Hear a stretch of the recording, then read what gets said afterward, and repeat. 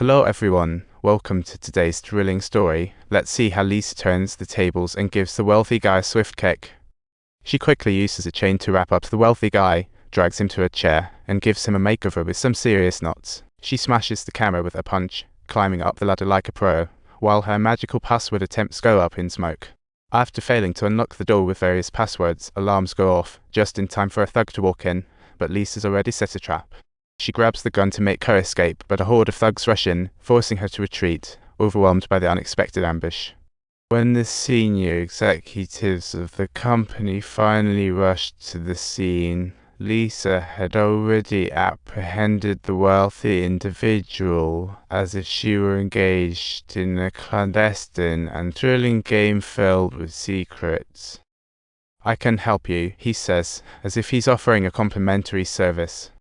Subtitles, however, Lisa mercilessly delivers a verdict to the wealthy man, who is a new member of the organization, but she is definitely not legitimate. Meanwhile, Kexel is still at a sweaty, pretending to charm tourists, unaware that a little boy swipes his bag right under his nose.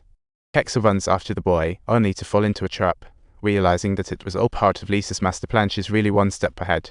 Saying one more ridiculous line only makes revenge easier. The writer is sure a genius. This mind-boggling horror flick is so over the top, it really gets your heart racing. A man opens the door at a hotel only to find a sizzling hot babe waiting. What single guy could resist that temptation? This guy decides to politely back out, blissfully unaware he's walking into a nightmare. After a brief chat, the bald guy lowers his guard. What a surprisingly friendly approach. The beauty offers him a half bottle of wine, but the man responds with, "I've got cold beer," and everyone bursts into laughter. So, they start chatting and drinking, and the area is suddenly filled with a relaxed vibe. She says she's going to take a shower and turns around to stretch, and the guy can't take his eyes off the show. The bald guy isn't even mad. He seems to get it. It's all part of human nature.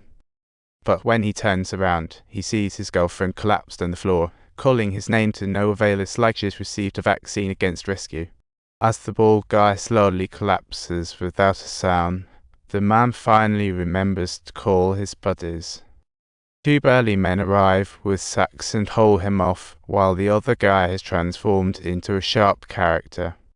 The bald guy wakes up trapped in a cage, but before he can react, he sees two strong men dragging away the woman, utterly confused. He desperately calls out but is powerless to stop it, watching her being taken away, his heart breaking. Bald guys, craving thrills, are hyped up after their wild night at the entertainment venue. Just then, they bump into two beauties who mention there's nothing fun here, and invite them to a real party. Full of excitement, they hop into a cab and head to the spot the girls recommended. But once they step inside, the terrifying atmosphere sends shivers down their spines. Despite this, they are still fearless. Nick gets a girl's call, then finds his friends gone. As he searches, suddenly Nick gets his head shoved into a bag and is pushed into a room. Then a tube is shoved into his mouth, and Nick panics, flailing around like a chicken. When the bag is finally removed, Nick realizes it's just his friends pulling a prank, shock and joy flooding him. Lost in the excitement, he thanks Amy and even suggests they head back to the room for a deeper chat. Meanwhile, Justin looks soulless without a beautiful companion by his side.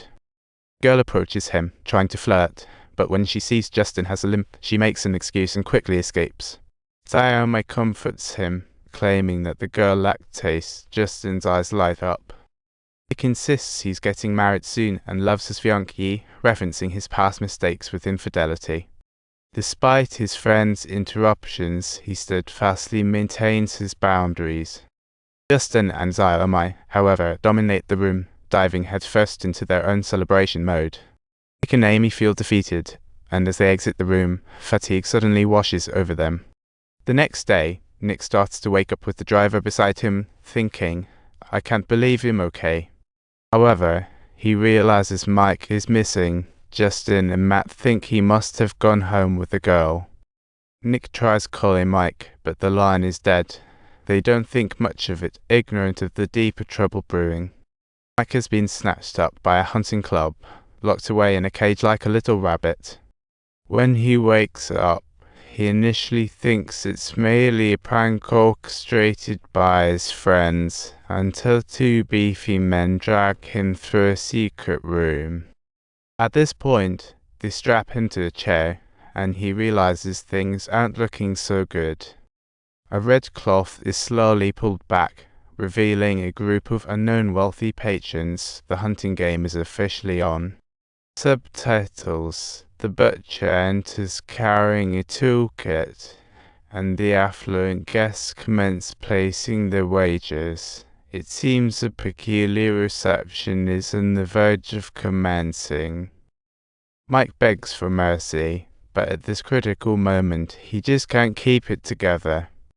The butcher shows a smug grin, getting ready to stage an unparalleled show.